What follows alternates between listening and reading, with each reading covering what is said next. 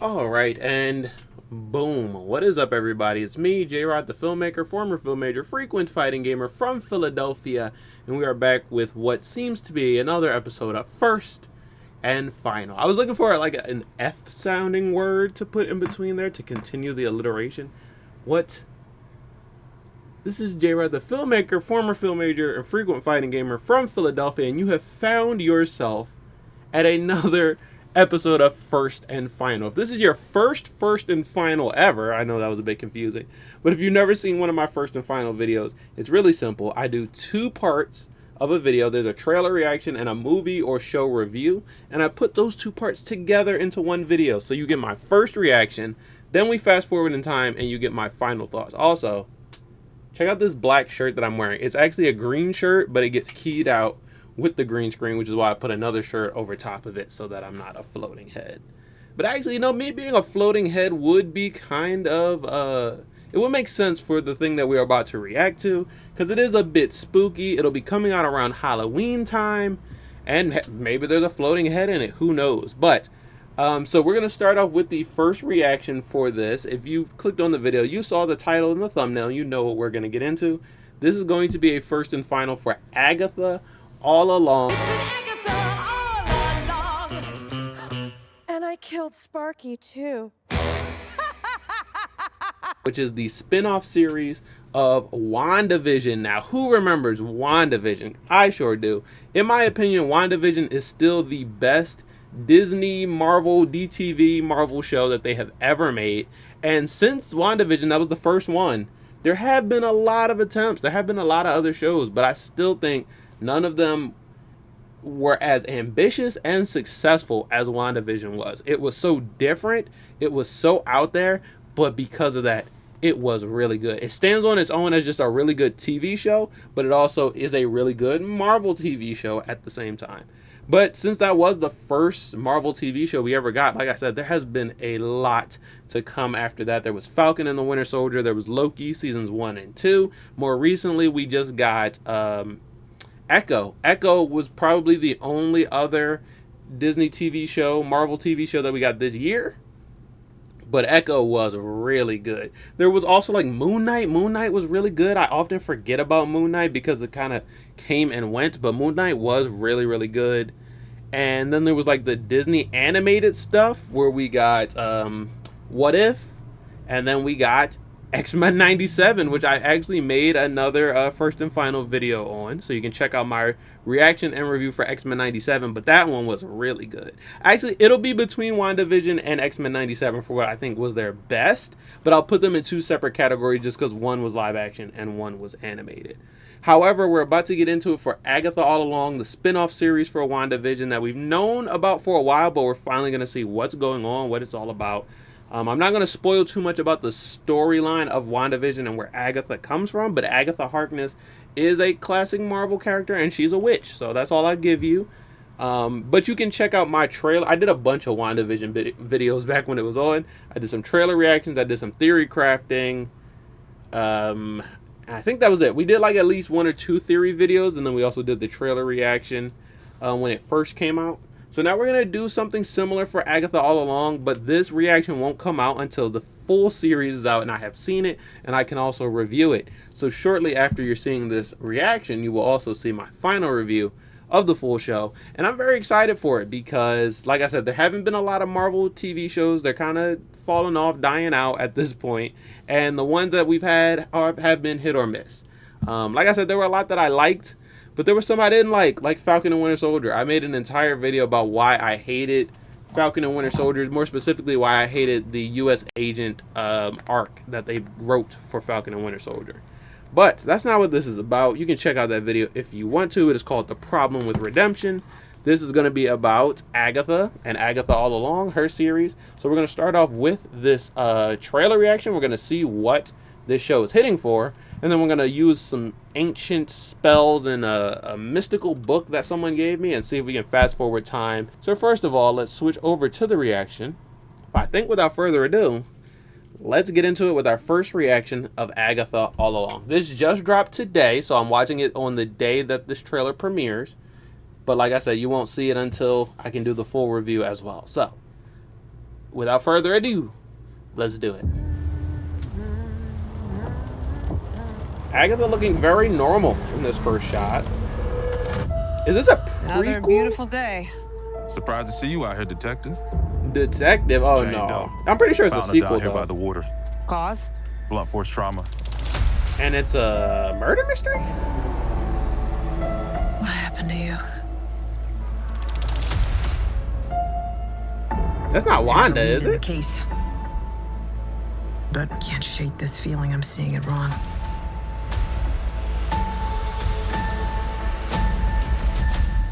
What? Is this really how you see yourself? That witch is gone, leaving you trapped in her distorted spell. Oh, Aubrey Claw your Plaza. way out.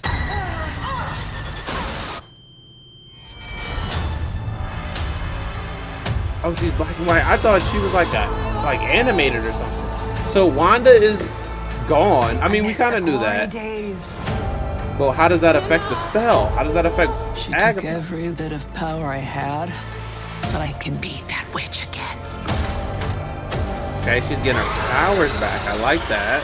What Well, the the? gang's all here. Let's hit the road. Oh, I see a bunch of actresses that I know that I recognize, but I have no idea who they're playing. Join me. Okay, it's looking a little spooky.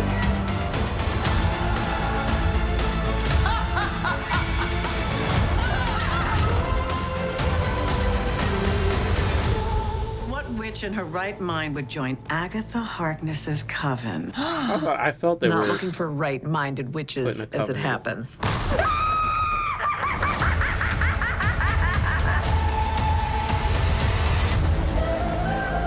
Okay, she's looking for a army of misfit toy witches. You okay? Oh.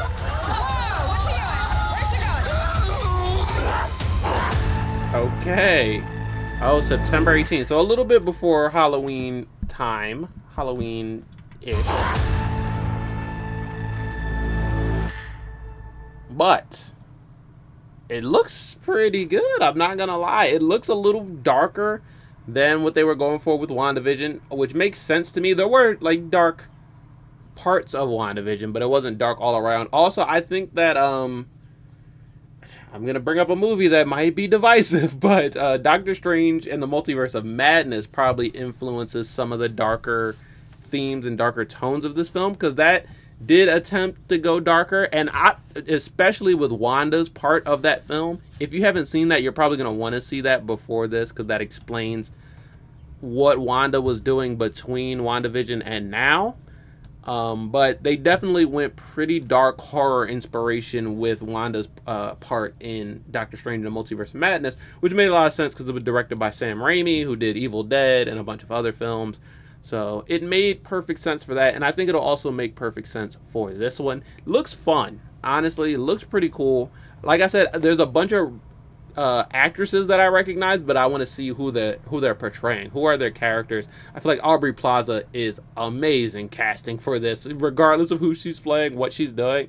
Aubrey Plaza just fits in this so well, and it's reminding me of one of my favorite seasons of American Horror Story, which obviously is Coven, which was about witches, which was about a coven.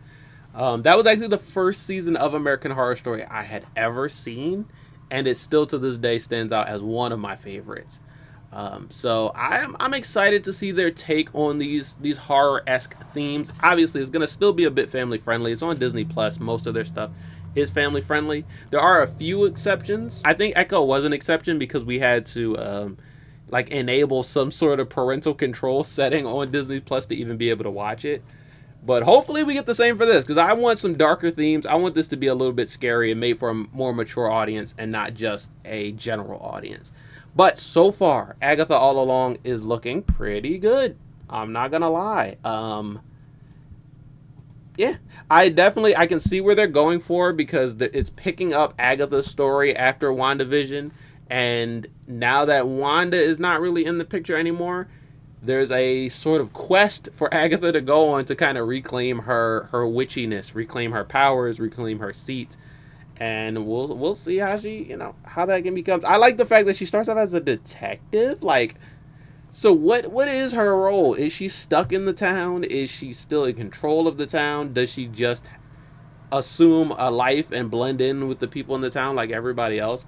I'm really interested to see. I don't think it's gonna be like a murder mystery or anything, or like a police procedural, a Law and Order type thing, but I do think it's going to be a fun sort of horror-esque romp. All right, and that's what I am looking forward to.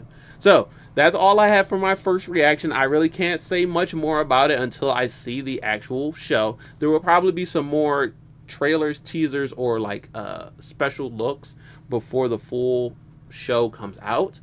But that's all you're going to get from me for now. The next time you see me will be in the future when I have seen the entire show. So where did I put that book? There's like a dusty book with a bunch I don't know what language it's in, but the guy who gave it to me had a long beard, and he told me if I read from it, I will be able to control time. So we're going to try to use that book to fast forward into the future, where we can see the entire series of Agatha All Along, and I will give you guys my full review.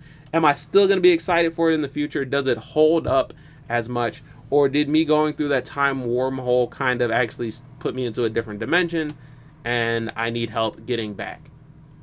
Wait, was that a cry for help from the future? Either way, we'll figure it out when we get there. So take it from here, me in the future, and we'll see what I have to say about the full show of Agatha All Along. So I could not find the Darkhold. I swore I had a copy somewhere in here, but instead I went and I talked to the Queen of Cups, and she read my fortune, and she basically told me the entire plot of Agatha All Along. So it is the future from when you last saw me. I have now seen all of Agatha All Along, and I am here now to talk about it. Not only that, but the day I'm recording this video is Halloween. The show ended right before Halloween. It ended on October 30th. Today is October 31st, and by the time you're seeing it, I'll be uploading it on November 1st. So happy belated Halloween, I guess, if it works that way.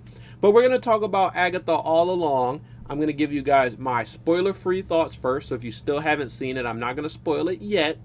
Then I'm going to get into the spoilers. I'm going to talk a little bit about each individual episode, and then we have a full first and final, because you guys will have my final thoughts. But right before we get into that, not only did they drop the final 2 episodes of Agatha All Along, but they also dropped the Marvel/Disney Plus upcoming TV slate for the end of this year into the end of next year. So it starts off with this month, November, we're going to get Deadpool and Wolverine on Disney Plus, but I already saw that movie, and I already did a first and final for Deadpool and Wolverine, so you can check that out if you haven't already. And then in December 22nd, we're going to get the newest season of Marvel What If, the 3rd season. I'm pretty excited for that. What If is still pretty good. I'm enjoying the episodes. Probably won't make any first and final video on that because I have something else planned in December. But starting in 2025, we're going to get Your Friendly Neighborhood Spider-Man, which is an animated Spider-Man series coming to Disney Plus January 29th, 2025. Then we are going to get Daredevil Born Again, the highly anticipated reboot of Daredevil for Disney Plus and in the MCU is going to be coming March 4th, 2025. Then we are going to get Ironheart, which is the new Riri Williams series that she takes over the mantle of Iron Man for herself. That's going to be coming in June 24th, 2025. I'm really excited about that as well. And then Eyes of Wakanda, which is an animated series that takes place in Wakanda, is going to be coming August 6th, 2025. Then we got Marvel Zombies coming next year, about a year from now, around October 2025. And then finally, we're going to have another live action series with Wonder Man, an original live action that features Yahya Abdul-Mateen as Wonder Man. So I'm really excited for all of these, and I will probably make first and final videos on most of them, but a lot of these will get first and final videos, and that's just the TV shows. I already have my first reaction recorded for Captain America Brave New World that's coming next year, and Thunderbolts that's coming next year, 2 of the films that we have to look forward to. And so yeah, we're gonna go back from, like, this year was pretty slow as far as Marvel content. We did get a couple different shows. We got Echo in the beginning of the year. We got X-Men '97, and now we have Agatha All Along. But for movies, we only had Deadpool and Wolverine. next year is going to be a full-fledged, completely slated year of Marvel films and TV shows. So I'm very excited for that. But without further ado, I don't want this video to be too long, so we're going to get into my reaction and review of Agatha All Along. And we're going to start off with my spoiler-free thoughts. Just a quick how I felt about the show all in all without giving up any information for those who haven't seen it. But my spoiler-free thoughts of Agatha All Along was, I thought it was good. I thought it was really enjoyable. I thought it was great to watch. It definitely captured some of the like mystery and the more magical elements of the MCU that we haven't really explored in quite some time. And it definitely captured the imagination and captured the sense of like just entertainment and enjoyment that they had with back in WandaVision. I still think that WandaVision is the best Disney TV, Marvel TV show that they've done, even to this day. But Agatha All Along was a really good follow-up to WandaVision. I enjoyed it. One thing I was surprised about it was really light in tone. It was really a fun romp, a fun like journey for these characters. The characters are really good in this, and even it kind of hints at darker themes and darker tones, but the show itself never really gets very dark. And it's similar to WandaVision, where WandaVision did hint at darker themes, darker tones, and sometimes it kind of stepped into a darker backstory, but the show itself remained light, it remained fun to watch, and it's something that you can watch with like your whole family. It never really got too dark, never really stepped too deep into horror tropes per se. It was just a bit spooky themed, you know. I compare it to something like Hocus Pocus, the Disney movie that features witches. It's kind of like that. It is still a Disney movie. It is still a like family friendly, all ages type of romp, but it has horror witchy themes, you know. It was still fun, it was still lighthearted, and I think anybody could watch it. But like I said, I did enjoy it. The best part about this show, in my opinion, was the cast. This show had a phenomenal cast, great characters, and they weren't a bunch of characters that I was familiar with. A lot of them were new characters. There were some comic book characters. We'll get to that in the spoilers. But I just thought the casting was great. The entire cast and crew for this show was really good, and they all delivered really good performances and portrayed their roles at, you know, as best as they could. I would definitely recommend you watch it if you enjoyed WandaVision and you want that continuation of the story. You want to figure out where Agatha's story goes and some other characters' story goes. I would suggest you watch it if you are interested in the more magic side of the MCU. They are witches, you know, and I love that. What I like about the more magic themes in the MCU as opposed to the more scientific, grounded themes in the MCU is they don't feel the need to explain everything, you know. They don't feel the need to have an explanation, to science it away. Stuff just happens because people are very powerful. And that goes back to reminding me of the comics. You know, that's how it used to feel, that these characters are just powerful and they can do a lot if they put their minds to it. And I like having those type of characters in the MCU because it kind of opens up and expands the idea of what a Marvel hero or villain or character is in general. And yeah, overall, the too long didn't read is that I did like Agatha All Along. I thought I would like it when I saw the trailer. Do I like it more or less than what I thought? I think I like it more. It really surprised me in a lot of ways. The cast was really amazing. And so while I thought I would like it when I watched that trailer, I ended up liking it even more than I expected. So I think that's going to be it for my spoiler-free thoughts on Agatha All Along. I think that's all I can give you without actually talking about the details. So we are going to get into it with the details. So this is your official spoiler warning, ladies and gentlemen. After this, I'm going to start spoiling these episodes. So if you still haven't seen it, go ahead and check it out. I'll wait. Okay, I'm done waiting. So we're going to get into it with spoilers. I'm going to talk a little bit about each episode, and I'm going to talk more in detail about these characters, their arcs, who they are, and the mysteries and the unexpected twists that we got in this series. So let's start off with episode 1. Episode 1 is pretty simple. It's the most like WandaVision because it is basically Agatha's TV show. You know, WandaVision was about basically Wanda creating her own safe space and kind of using her grief and trauma to manifest an ideal life away from all of the things that harmed her. So this was kind of the same thing for Agatha, and it was definitely different where like Wanda definitely used a lot of sitcoms and a lot of like very upbeat, feel-good family TV shows to inspire her fantasy world, Agatha's was a bit darker in tone, a bit grittier, and it was like your small town detective dramedy type feel, which I thought really worked for Agatha. She honestly was believable as a small town detective. The character Rio kind of introduces herself in this episode and basically tells her that none of this is real. You gotta wake yourself up and get out of the spell that the Scarlet Witch puts you in. This episode also gives Agatha the information that Wanda, the Scarlet Witch, is dead. She did die in Doctor Strange 2. And so because of that, she was still in the spell, but there was nothing really keeping her in it, and she couldn't remember the events that got her there. So she had the power to break free of the spell, she just didn't know that there was a spell to break free of. Not only does this introduce Rio, but this also introduces Billy, our new character, which seems like he's just an unassuming teenage character. He's kind of the eyes and perspective of the audience because he's learning things as we are learning things. But it's quickly revealed that Billy actually is more powerful than he lets on. So going into episode 2 is the more conventional episode.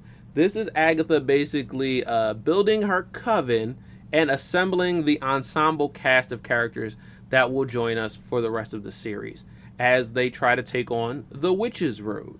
So it is sort of like a journey. It is sort of like a quest to find this thing. There's a MacGuffin. You need a coven in order to get there. So this is basically Agatha putting together that coven, getting all of her Island of Misfit toy characters. They're all witches, but they're all kind of quirky, and using them to try to get access to the road. Now, I love this because I said the cast in this is brilliant, and this basically establishes who is the entire cast. You get Patti LuPone's character, Lilia. You get Sashir Zamata's character, Jennifer Kale. You get Alice Wu, who is this cursed witch. And they all have their, powers and their specialties, but at the same time, they all have their disadvantages. They're all sort of like, they're not the best witches you can find, all right? And Agatha kind of remarks to that in the trailer where she says, What witch in her right mind would join Agatha Harkness's coven? Not looking for right-minded witches, as it happens. so she gets what she can out of the bargain bin, but this is an amazing cast of characters, and they all have their purpose in the series, which I did appreciate. Going into episode 3 is our first trial. We're finally on the Witch's Road. We make it into our first trial, and this gives us an idea of what it looks like, what the trials are going to look like ahead of them. And this is where I start to see that I expected it to be darker in tone, a little more horror themed, but it shows that these trials are actually pretty light. You know, this first one is basically like a bunch of wine moms in a beach house hanging out when they find out one of them gets poisoned. Well, actually all of them eventually get poisoned. So there is life or death stakes in these trials. However, they dress it up in like a fun sort of buddy comedy type of way. But unfortunately, Deborah Jo Rupp's character, who was like a fan favorite of mine, she actually dies in the first trial. So there is basically like a dichotomy between how light and, how light these tropes seem and how light in theme and tone these episodes are, and the real life stakes that people can die in these trials if it's not handled correctly. Then we go into the second trial, which is another pretty light one. But before we get into that, Deborah Jo Rupp's character is actually replaced. They get a new member of the coven, who is Rio, who is, I don't know if I mentioned this, Aubrey Plaza's character. And I love Aubrey Plaza so much, but I really do love her in this. I think that this was the perfect Marvel property for her to join the MCU in. Her character is great. When we find out more about her character, it's even more fitting. But I just loved all of the interactions between Agatha and Rio. They're just so good. The chemistry between the two, they play off of each other very well. It's a relationship that I definitely want to see more of. Every time they're on screen, I just want more and more of their chemistry. This next trial, like I said, is still pretty light in tone. They get these costumes, there's a fun little theme, and to get out of it, they basically just gotta sing a song. You know, it is the unofficial theme song of the entire series, the Down the Witch's Road. This is going to be our second rendition of the song that we get in the series. first they just sing it in order to summon the road. And the first version was really good, but the second version is a little bit more detailed. It has instrumentation. It has, they rock out a little bit in this episode. Now, I don't think that this episode was like my favorite or anything. It is one of the less important episodes, I would say, but it gives us a little more backstory into Alice. She's the witch that is cursed. She has this family curse. Her mother actually performed one of the most popular versions of this Down the Witch's Road song. And so it's basically them like recreating or doing a cover of this Down the Witch's Road in order to get out.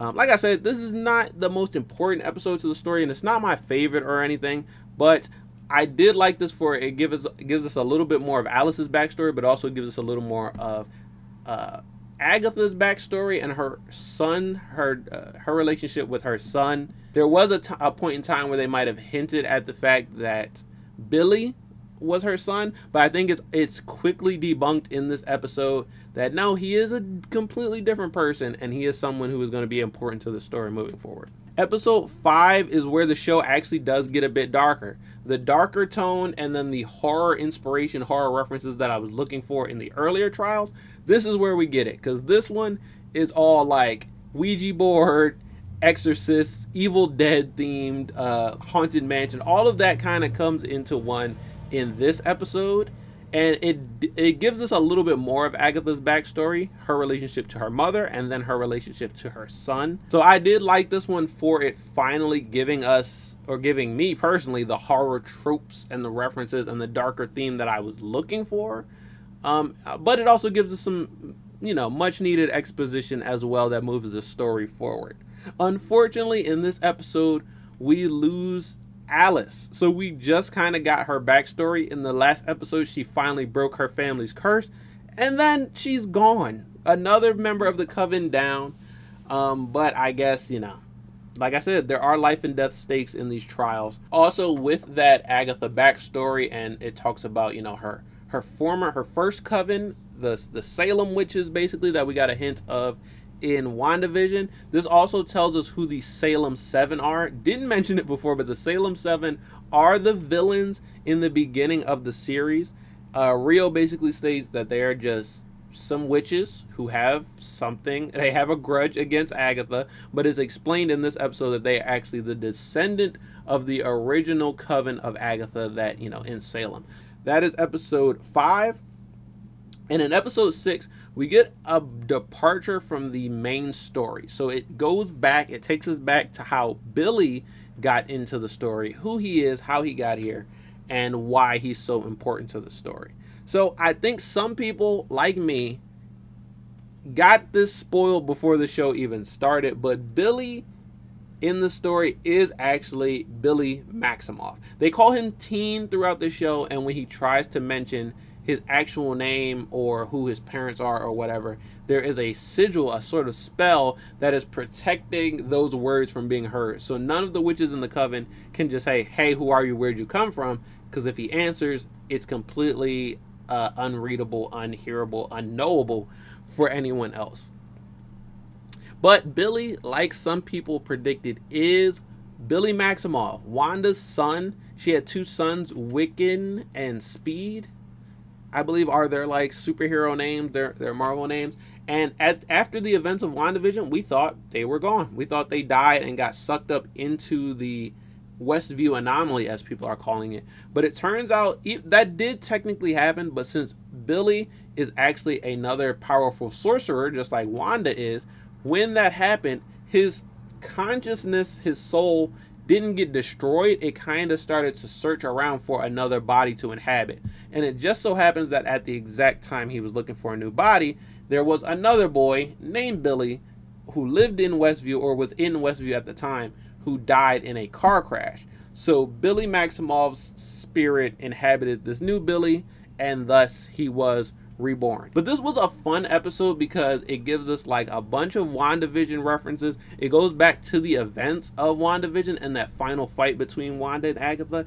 and it even brings in some characters who were personally affected by the Westview anomaly, like everyone's favorite Ralph Boner. If you don't remember Ralph Boner, he is the character played by Evan Peters, who is Quicksilver in the Fox universe, and he pretends to be Quicksilver in WandaVision because Agatha put him under a spell and instructed him to do so. Agatha referred to him as her husband, but he was kind of just like a captive basically in Agatha's whole charade.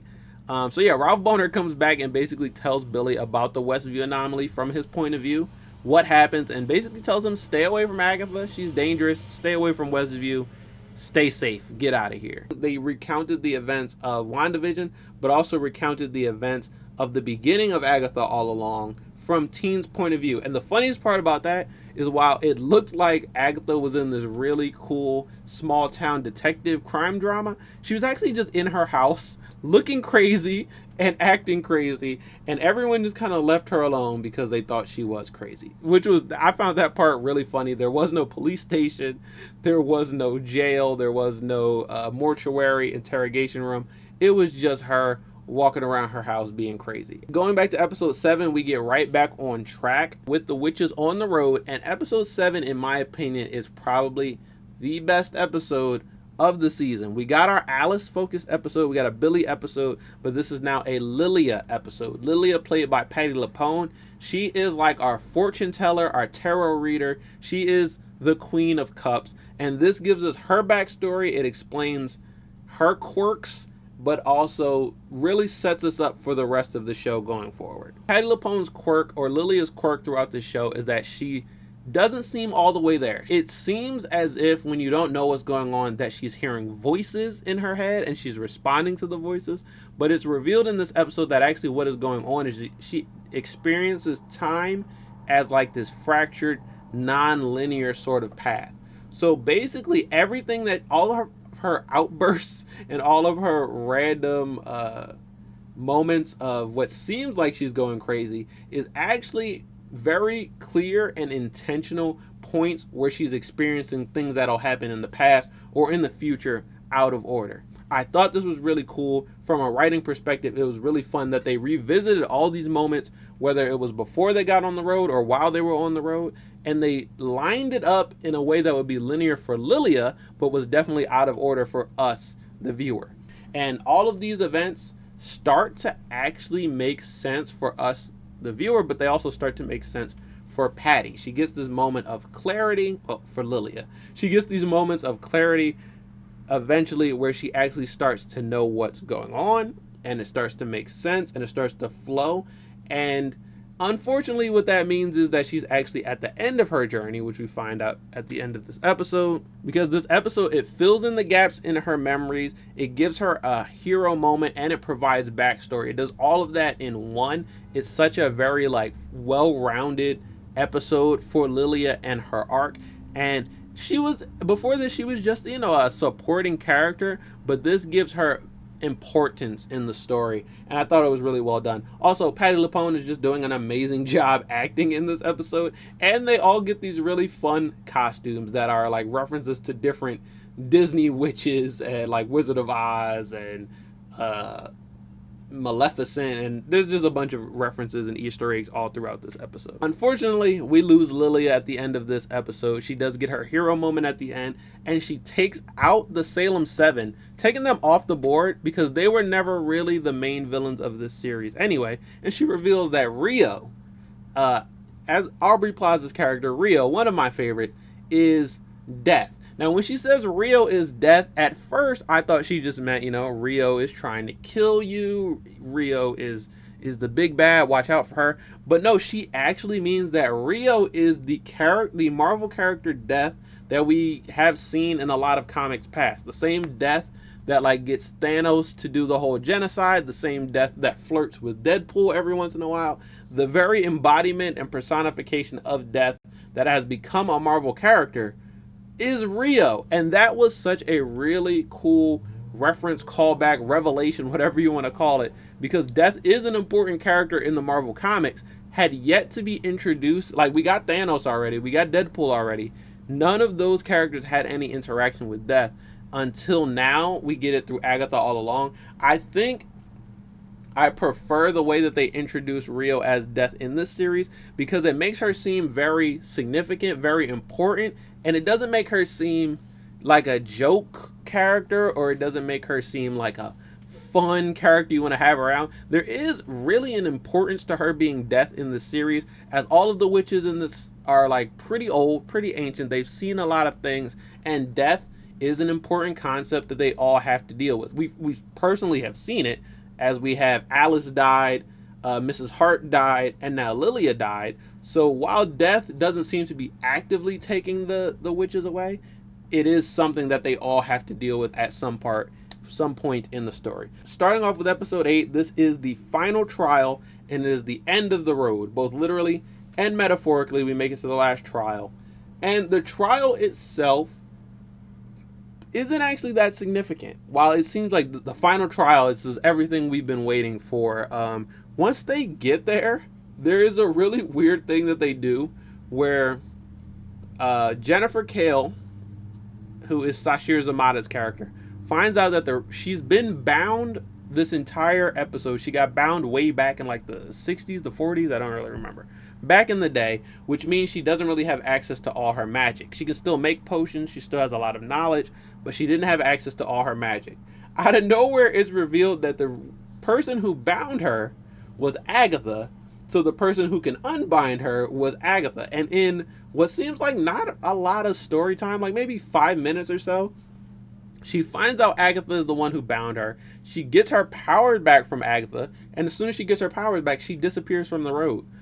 Agatha says that, once you get the thing that you wanted on the road, you have no reason to be there anymore. So poof, she's just gone in an instant. I thought that this episode would be Jennifer's episode, the way that we got an episode for Alice, and an episode for Lilia, and an episode for Billy, but she's not really in the story that much. She gets her thing, she poofs off, but fortunately that does mean she survives the road, unlike many of the other members of the cast. So I did like that she survived the road. I just didn't like that her portion of the story seemed very just truncated, seemed very abruptly ended. Then Agatha has a choice of whether to give Billy to Rio, because Billy basically cheated death in the way he was supposed to die in the Westview experiment, but he found a new body and he came back. So Rio and Agatha make a deal. He's like, if you can get Billy to turn himself into me, then I will stop chasing you. So the choice is either Agatha gives herself up to death or gives Billy up to death. She says she's going to give Billy up to death, but then when they're in the final trial, Agatha actually kind of helps Billy get what he wants. He wants his brother, and so she helps him do a spell that kind of finds his brother, or I believe it did for Tommy what Billy did for himself, and it takes that wandering soul that was Tommy and finds a new body for that soul to inhabit. And once Billy gets what he wants, poof, he also disappears, which is I found that part so weird and so interesting, because the things that Billy and Jennifer wanted, Agatha could have given that to them so fast, and without her even having access to her power, Agatha really could have just gave them what they wanted in an instant, damn near. But she didn't, probably because she wanted to use them to traverse the road. And then once we get to the final trial, she does. She caves in and she gives them what they wanted. Agatha herself finishes the final trial alone, and she makes it off of the road. But she doesn't get anything for it. She makes it off of the road, she survives it, but she doesn't have her powers back. She no longer has Billy, so she doesn't have anything to trade with Rio and keep herself alive. And so it seemed like a really weird way to end the road. The road was this big MacGuffin. Everybody wanted something like the Wizard of Oz. Someone wanted a heart, someone wanted a brain, someone wanted courage. But instead of them actually making it to the end and getting what they want, they got what they want right before it ended. And then Agatha, the only person who actually did make it all the way to the end, didn't get anything for it. So it ends in this big battle between Agatha and Rio. Agatha doesn't even have any powers, and Rio is death. She's kind of inevitable and unbeatable. And right when it seems like all hope is lost, Billy shows up. He's got a cool new costume. He shows up and he kind of takes on Rio, gives Agatha some powers, and they both kind of take on Rio together. But still, death is death, unbeatable and inevitable. This is another weird part for the story, I'll say. where Agatha, they fight death for a little bit, realize they can't win, and then Agatha kind of tricks Billy into giving himself up like she said she would earlier in the episode. And when she does, Billy gives himself up.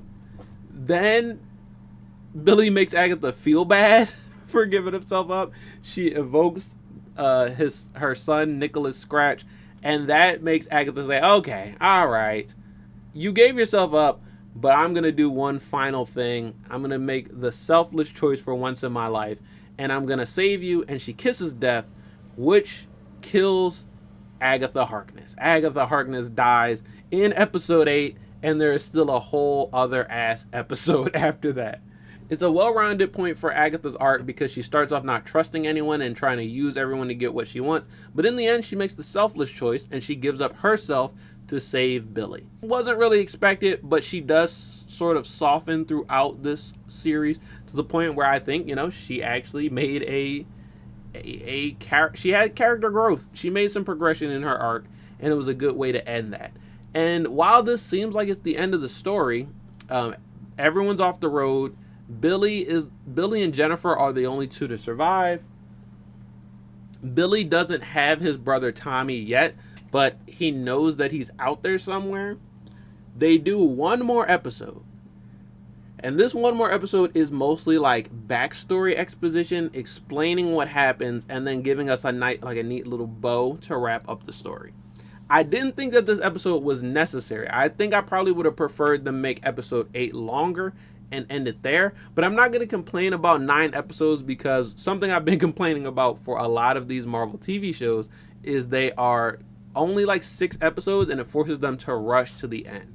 So I'm glad that they didn't rush to the end with Agatha all along. They let the story play out. In this final episode, we get the real backstory of Agatha, the road, her story with her son. So Agatha is pregnant. This is after she leaves her coven in Salem. Well, after she unalives her coven in Salem. She's pregnant, and she's about to have the baby, and she sees Rio. She already knows Rio at this point. She knows that Rio is deaf, and I think they had a little bit of a relationship already. Rio comes for Agatha's son, Nicholas, before he's even born. And she says, look, just give me some more time. And Rio agrees. She's like, I can't hold off forever, but I can give you a bit more time. So Agatha has more time with her son, Nicholas. He grows up, I don't know how old he is, but he grows up to be like at least, 6, 7, 8, somewhere around there. And Agatha and her son, Nicholas, basically create the idea of the road. It's completely made up. It's something they came up with. And it's just a trap. They create the road as a trap so that Agatha can lure witches so she can take their powers. Because that's Agatha's whole thing. If you shoot your witch power at Agatha, she absorbs it, takes it for herself, and she can absorb so much that you die. And so it is a trap to basically say, hey, you want to find the witch's road? Get a bunch of witches, come with me, we'll make a coven. She basically lures them in, she coaxes them into attacking her, and then she takes all their powers and destroys them. So the road that they were just on was never a real thing. It was something that Agatha and her son made up. Eventually, her son does die. We know that, but I think he just dies of, I don't know, they don't really say, like disease, maybe natural causes. They hint earlier in the show that maybe Agatha gave up her son for the Darkhold. She traded her son for the Darkhold or something like that. But that seems it's not true. He just died. And so she felt really bad about it. And she uses that opportunity to double down on this road idea. And she spends her entire lifetime just absorbing other witches' powers and unaliving them. So that's how she gets her reputation to not be trusted, to not be a friend of witch kind, and why people didn't really want to hang with her in the first place. But because all of that was fake, where did the road come from? They spent all of these episodes 3 through 8 on the road. They went through all these trials, and a lot of them actually got what they were looking for. The road was basically just a manifestation of Billy. And that was another really good callback to WandaVision, in my opinion, Whereas everything that happened in WandaVision was just a manifestation of Wanda's grief, her trauma, and her incredible power. So Billy did the same exact thing. He wanted that road to exist so bad so that he could get his brother Tommy back, and he has so much power that he actually made it happen. He brought it to fruition with his power. I thought this was a great way to show how powerful Billy is, and that he literally is the son of the Scarlet Witch. He's continuing her legacy, and he's almost as strong as she was, and he didn't even have any sort of training or contact with an Infinity Stone or any of that other stuff that she had. So it was an interesting way to end the show. So they go back and they do a bunch of a bunch of other callbacks to show that when the road showed up, when Agatha brought all the witches together, they sang the song and the road actually showed up. She was surprised because she literally just brought all of the witches together to steal their powers, to get her power back so that she can continue doing her grift that she's been doing since the beginning of time, and using that to avoid death. So I thought this was really clever because it was all a grift in Agatha's mind. She wanted to continue doing what she always did, which was betraying and stealing and killing and looking out for only herself. But the arc of the road, which wasn't even real, it was a construct basically, actually did bring her all the way around to the point where she no longer wanted to do that. She actually eventually became a selfless person. She eventually looked out for people other than herself. She helped Jennifer get her power back. She helped Billy get Tommy back.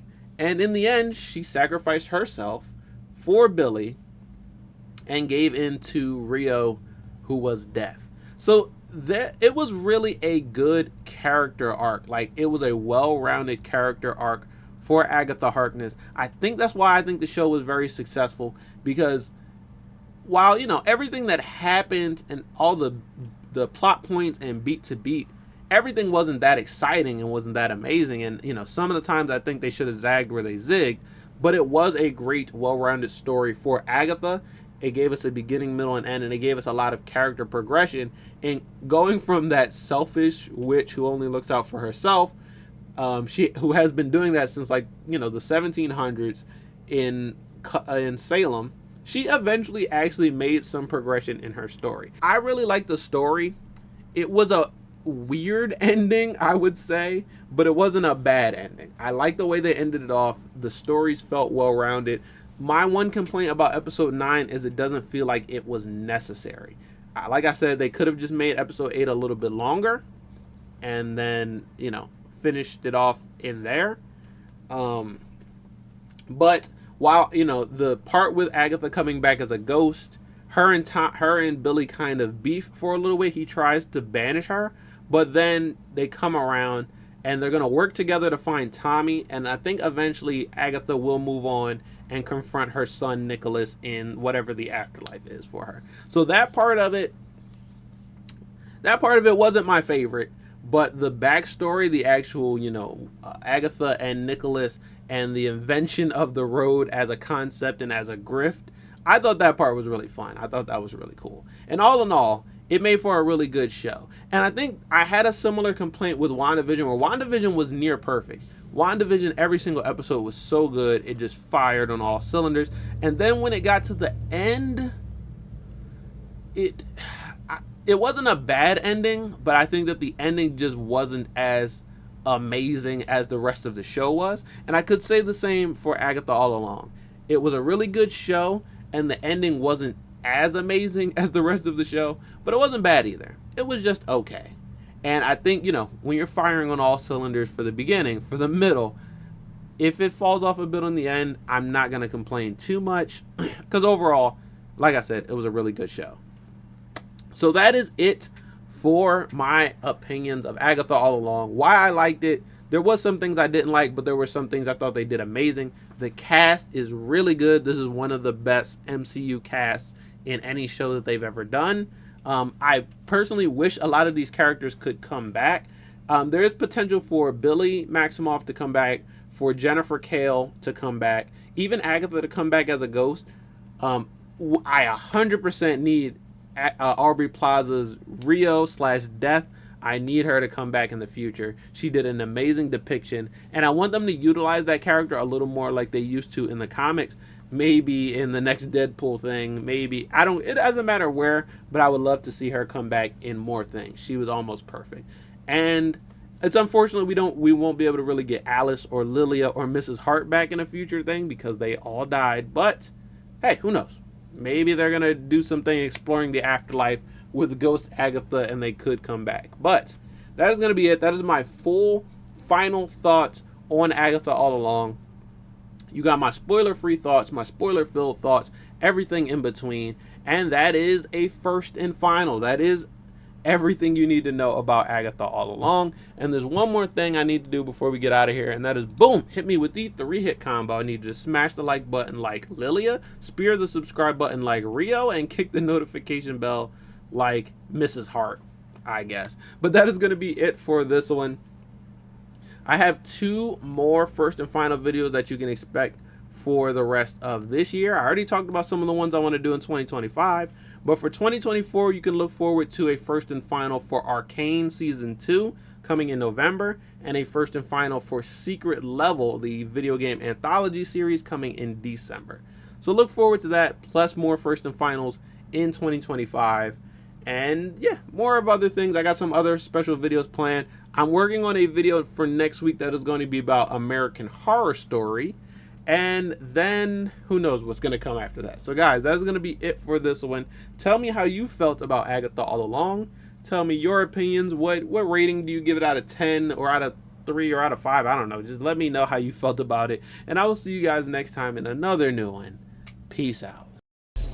Do you like He has the voice changer thing. Are you kidding? Murder Hornets paid for my mansion. Murder Hornets? Oh, that is a... Oh, snap. There's 2 of them. This seems to be like a command grab. Ooh. But hold on. That first